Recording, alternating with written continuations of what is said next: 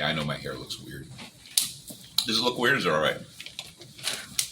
I'm on, right? Yeah. Thanks. I didn't prim or prop or anything today. Well, No, it's like when I shower, this is what happens to the hair. Yeah. So yeah, I got to keep it nice and fluffy because it's got so much. You can't do a thing. It's like I wash my hair and I can't do a thing with it. Remember that when we were kids? Yeah, that's what it is.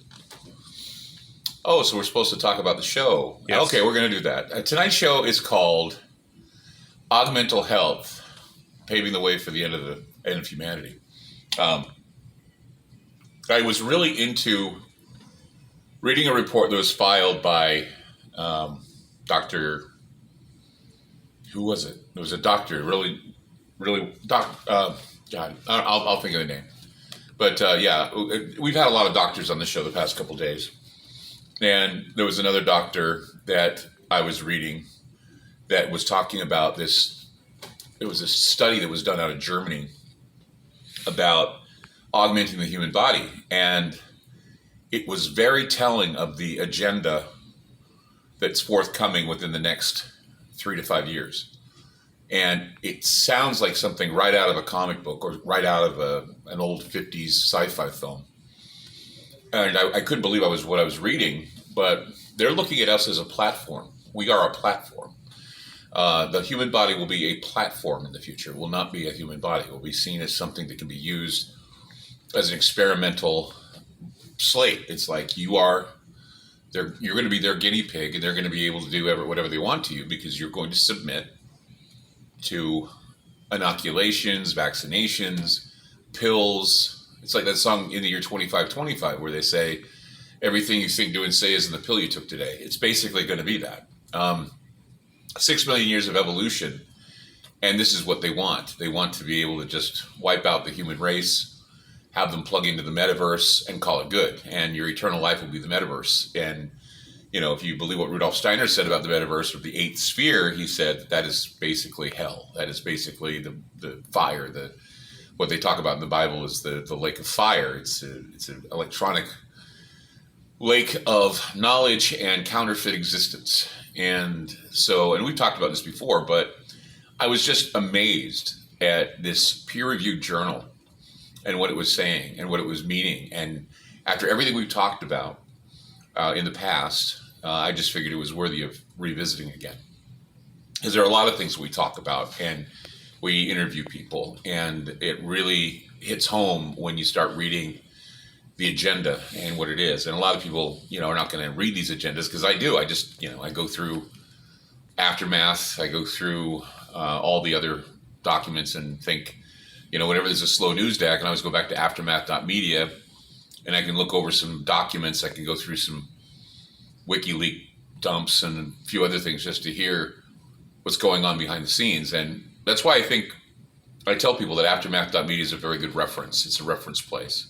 Study groups too. I mean, we're going to be adding new people in the study groups. You're going to be really amazed at who we're going to be letting into the study groups. And they'll be able to make appearances. We can name one. David John Oates. Yeah. David John Oates is going to be in the study groups. That's going to be great because people are going to be able to go there, hear new reversals. You'll be able to have David John Oates every day if you want him.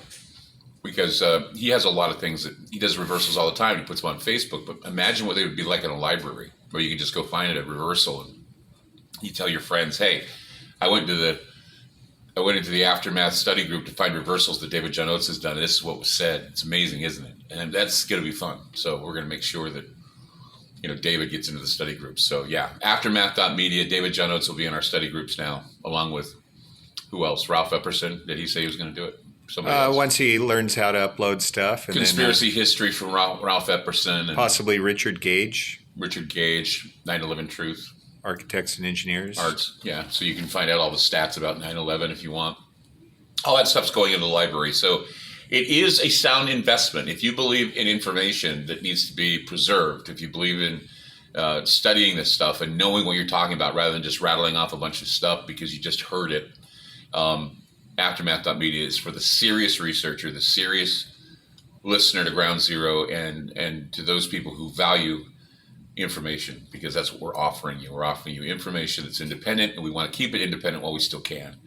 And you're the listeners that keep us independent, and that's what I think is amazing. So join us tonight, 7 p.m.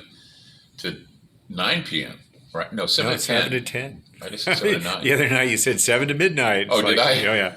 Oh, well. I don't even know what time I work anymore. Yeah. 7 to 10 Pacific time, we'll be on the air tonight to talk about transhumanism in a whole new way. It's wiping out humanity slowly but surely. You're going to find it very ironic.